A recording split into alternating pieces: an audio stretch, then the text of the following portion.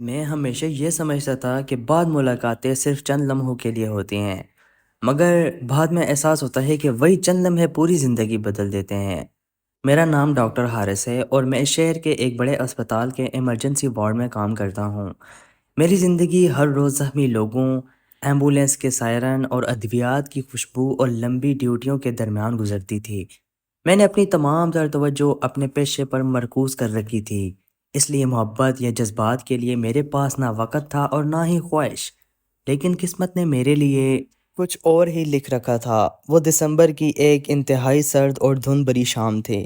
اسپتال کے باہر باریک بارش برس رہی تھی اور ہوا تیز چل رہی تھی۔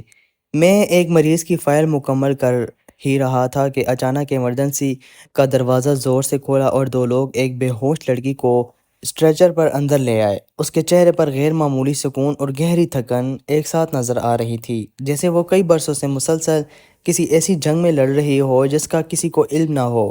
اس کے ہاتھ سرد تھے، ماتھے پر ہلکی سی چوٹ تھی اور سانس تیز چل رہی تھی۔ میں نے فوراً اس کا معائنہ شروع کیا۔ کچھ دیر بعد جب اسے ہوش آیا تو اس نے گھبرا کر ادھر ادھر دیکھا، جیسے وہ کسی انجانے خوف سے بھاگ رہی ہو۔ میں نے نرم لہجے میں اس کا نام پوچھا تو اس کے چند لمحے خاموش رہنے کے بعد آہستہ سے کہا، عائشہ۔ یہ صرف ایک نام تھا، مگر اس کی آواز میں ایسا درد چھپا ہوا تھا جس نے میرے دل میں بے شمار سوالات پیدا کر دیے۔ میں نے اس کے گھر والوں کا نمبر مانگا تاکہ انہیں اطلاع دے سکوں، مگر اس نے فوراً انکار کر دیا اور نظریں جھکا کر دھیرے سے بولی، میرے لیے فکر کرنے والا کوئی نہیں۔ اس کی آنکھوں میں نمی صاف دکھائی دے رہی تھی، لیکن وہ اپنے آنسو روکنے کی پوری کوشش کر رہی تھی۔ علاج مکمل ہونے کے بعد وہ خاموشی سے اسپتال سے نکل گئی، مگر عجیب بات یہ تھی کہ وہ مرکزی دروازے سے جانے کے بجائے پچھلے راستے سے دھند میں گم ہو گئی۔ میں کافی دیر تک کھڑکی کے پاس کھڑا اسے دیکھتا رہا۔ نہ جانے کیوں میرے دل کو یقین تھا کہ اس لڑکی کی کہانی ابھی ختم نہیں ہوئی، بلکہ میری زندگی کی اصل کہانی تو اسی لمحے شروع ہوئی تھی۔ اس رات کے بعد میں نے کئی بار خود کو سمجھایا کہ عائشہ صرف ایک مریضہ تھی اور شاید دوبارہ کبھی نہ ملے، لیکن نہ جانے کیوں اس کا اداس چہرہ اور وہ ایک جملہ، میرے لیے فکر کرنے والا کوئی نہیں، ہر وقت میرے ذہن میں گونجتا رہتا تھا۔ چند دن گزر گئے اور میں اپنی مصروف زندگی میں واپس لوٹ آیا، مگر ایک شام جب میں ایمرجنسی وارڈ سے نکل کر اسپتال کے باغیچے میں چند لمحوں کے لیے بیٹھا تھا تو اچانک میری نظر اسی لڑکی پر پڑی۔ وہ اسپتال کے ایک کونے میں خاموشی سے بیٹھی آسمان کو دیکھ رہی تھی، جیسے کسی کا انتظار کر رہی ہو۔ میں اس کے قریب گیا تو وہ چونک کر اٹھی، مگر اس بار اس کے چہرے پر خوف کے بجائے ہلکی سی مسکراہٹ تھی۔ میں نے حیرت سے پوچھا، تم کہاں؟ یہاں؟ طبیعت اب تو ٹھیک ہے نا؟ اس نے دھیرے سے جواب دیا، میں اپنے علاج کے لیے نہیں آتی، بس یہاں آ کر سکون ملتا ہے۔ اس کا جواب سن کر میں مزید حیران ہو گیا۔ ہم کچھ دیر خاموش بیٹھے رہے، پھر اس نے اچانک پوچھا، ڈاکٹر صاحب کیا ہر زخم دوائی سے ٹھیک ہو جاتا ہے؟ میں نے مسکرا کر کہا، نہیں، کچھ زخموں کو صرف وقت اور محبت بھر سکتی ہے۔ میری بات سن کر اس کی آنکھیں ایک لمحے کے لیے نم ہو گئی، مگر اس نے فوراً نظریں دوسری طرف پھیر لیں۔ اسی دوران اس کا فون بجا۔ اس نے اسکرین دیکھی تو اس کے چہرے کا رنگ بدل گیا۔ اس نے جلدی سے فون بند کیا، گھبراہٹ میں کھڑی ہوئی اور بغیر کچھ کہے تیزی سے وہاں سے چلی گئی۔ میں نے اسے آواز دی، مگر اس نے ایک بار بھی مڑ کر نہیں دیکھا۔ میں دیر تک اسے جاتے ہوئے دیکھتا رہا۔ اس دن پہلی بار میرے دل میں یہ احساس پیدا ہوا کہ عائشہ صرف ایک اپنے ماضی سے نہیں بلکہ کسی ایسے شخص سے بھی بھاگ رہی ہے جو آج بھی اس کا پیچھا کر رہا تھا، اور مجھے اندازہ ہو گیا کہ اس کی زندگی کا راز میری سوچ سے کئی زیادہ خطرناک تھا۔ عائشہ کے اچانک چلے جانے کے بعد میرے دل کا سکون جیسے کہیں کھو گیا تھا۔ میں نے خود کو ہزار بار سمجھایا کہ ایک ڈاکٹر کو اپنے مریضوں سے اتنی جذباتی وابستگی نہیں رکھنی چاہیے، مگر دل دلیل ماننے پر تیار نہیں تھا۔ اگلے کئی دن وہ اسپتال نہیں آئی۔ ہر شام میری نظریں بے اختیار اسی باغیچے کی طرف اٹھ جاتی جہاں ہم آخری بار ملے تھے، مگر وہاں صرف خاموشی میرا انتظار کرتی تھی۔ پھر ایک ہفتے بعد وہ اچانک دوبارہ نظر آئی، مگر اس بار اس کی حالت پہلے سے کہیں زیادہ خراب تھی۔ اس کی آنکھوں کے نیچے سیاہ حلقے تھے، چہرہ زرد پڑ چکا تھا اور ایسا لگ رہا تھا جیسے وہ کئی راتوں سے سوئی نہ ہو۔ میں اسے اپنے کمرے میں لے گیا اور پانی کا گلاس اس کے سامنے رکھ دیا۔ کافی دیر تک وہ خاموش بیٹھی رہی، پھر اچانک اس کی آنکھوں سے آنسو بہنے لگے۔ وہ بولی، کبھی کبھی انسان کی زندگی میں کچھ ایسے راز ہوتے ہیں جنہیں وہ کسی کو بتا نہیں سکتا، کیونکہ اسے ڈر ہوتا ہے کہ سچ سن کر لوگ بھی اس سے دور چلے جائیں گے۔ میں نے نرمی سے کہا، ہر سچ انسان کو برا نہیں بناتا، بعض اوقات حالات قصوروار ہوتے ہیں۔ میری بات سن کر وہ چند لمحے مجھے دیکھتی رہی، جیسے پہلی بار کسی نے اس کے دل کی بات کو سمجھا ہو۔ پھر اس نے اپنے بیگ سے ایک پرانی سی تصویر نکالی۔ تصویر میں وہ ایک چھوٹے سے بچے کے ساتھ کھڑی مسکرا رہی تھی۔ میں نے حیرت سے پوچھا، یہ بچہ کون ہے؟ سوال سنتے ہی اس کے ہاتھ کانپنے لگے۔ اس نے فوراً تصویر واپس بیگ میں رکھ لی اور آہستہ سے بولی، ابھی نہیں، اگر میں نے آج سب کچھ بتا دیا تو شاید آپ مجھ سے نفرت کرنے لگیں گے۔ یہ کہہ کر وہ تیزی سے کمرے سے باہر نکل گئی۔ میں اسے روک نہ سکا، مگر اس دن پہلی بار مجھے یقین ہو گیا کہ عائشہ کی زندگی کا سب سے بڑا راز اسی بچے سے جڑا ہوا ہے، اور شاید اس راز نے اس کی ساری خوشیاں اس سے چھین لی تھی۔ اس تصویر نے میری بے چینی کو کئی گنا بڑھا دیا تھا۔ میں جتنا عائشہ کو سمجھنے کی کوشش کرتا، وہ اتنی ہی پراسرار ہوتی جا رہی تھی۔ میرے ذہن میں بار بار اسی بچے کا خیال آتا، مگر میں نے فیصلہ کیا کہ جب تک وہ خود نہ چاہے میں اس سے کوئی سوال نہیں کروں گا۔ چند دن بعد وہ دوبارہ اسپتال آئی، لیکن اس بار وہ پہلے سے زیادہ خاموش تھی۔ اس کے ہاتھ میں دواؤں کا ایک پرانا نسخہ تھا۔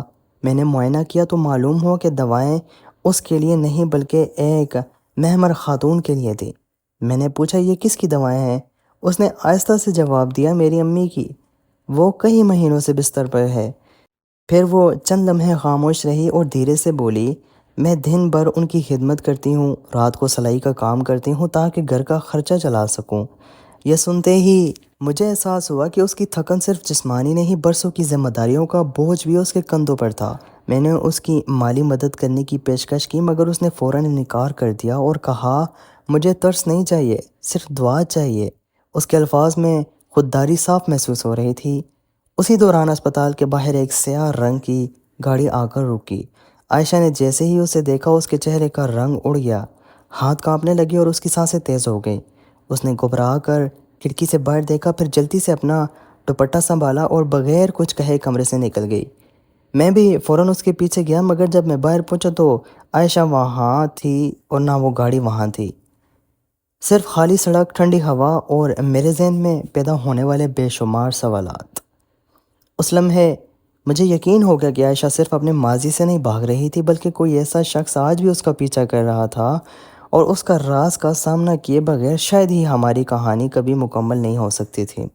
اس رات میں ایک لمحے کے لیے نہ سو سکا۔ عائشہ کے خوف زدہ چہرے اور اسپتال کے باہر کھڑکی سے باہر کھڑی سیاہ گاڑی تصویر بار بار میری آنکھوں کے سامنے آ رہی تھے۔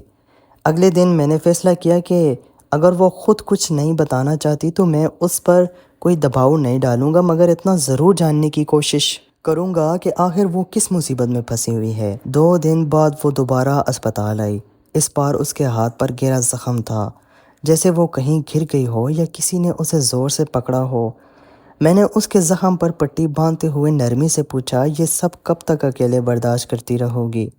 میری بات سنتے ہی اس کی آنکھوں سے آنسو بہنے لگے۔ وہ چند لمحے خاموش رہی، پھر دھیرے سے بولی، اگر میں نے سچ بتا دیا تو شاید آپ بھی باقی لوگوں کی طرح مجھے چھوڑ دیں گے۔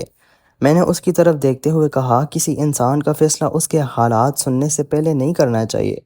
وہ پہلی بار کچھ دیر تک خاموشی سے مجھے دیکھتی رہی، جیسے میرے الفاظ پر یقین کرنے کی کوشش کر رہی ہو۔ پھر اس نے کانپتے ہوئے ہاتھوں سے اپنے بیگ سے ایک پرانا لفافہ نکالا اور میں نے سامنے رکھ دیا۔ اس لفافے میں چند تصاویر، کچھ قانونی کاغذات اور ایک خط تھا۔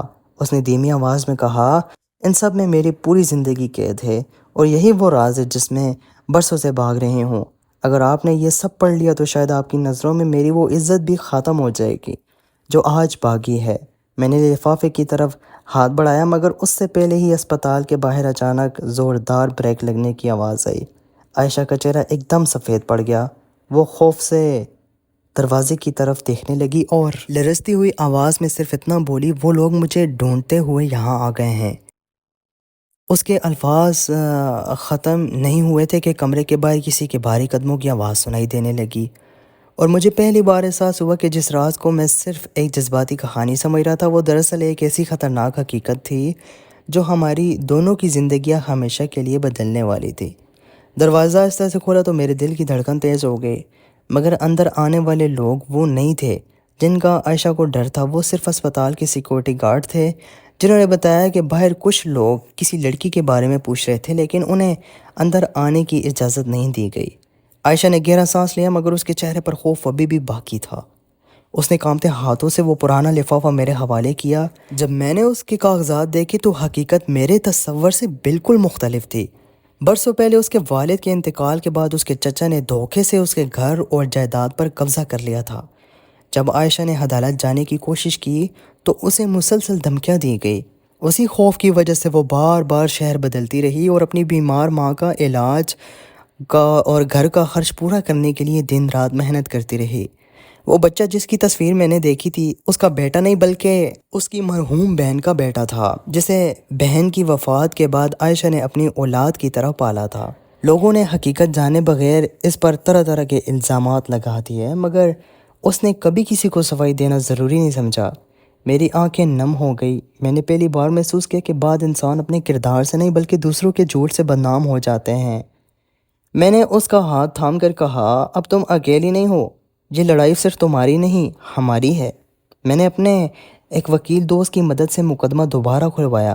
کئی مہینوں کی قانونی جدوجہد کے بعد عدالت نے عائشہ کے حق میں فیصلہ دیا۔ اس کی جائیداد اسے واپس مل گئی اور دھمکیاں دینے والوں کو سزا ملی۔ اس دن میں نے اپنی ماں کے ساتھ اس کے گھر جا کر اس کا رشتہ مانگا۔ عائشہ کی آنکھوں میں آنسو تھے۔ وہ بار بار یہی کہتی رہی کہ مجھے ڈر تھا کہ سچ جان کر آپ بھی مجھے چھوڑ دیں گے۔ میں نے مسکرا کر جواب دیا، سچا ساتھ وہی ہوتا ہے جو حقیقت جاننے کے بعد بھی قائم رہے۔ چند ہفتوں بعد ہمارا نکاح ہو گیا۔ اس کی بیمار ماں کے چہرے پر برسوں بعد سکون نظر آیا اور وہ ننھا بچہ جو کبھی خوف میں جیتا تھا پہلی بار بے فکر ہو کر مسکرایا۔ وقت نے مجھے ایک بات سکھا دی کہ ہر خاموش انسان قصوروار نہیں ہوتا۔ بعض لوگ صرف اتنا تھک چکے ہوتے ہیں کہ اپنے درد کی وضاحت کرنے کی صلاحیت بھی کھو دیتے ہیں، اور سچی محبت وہی ہے جو کسی کے ماضی کا فیصلہ کرنے کے بجائے اس کے حال کا سہارا بن جائے۔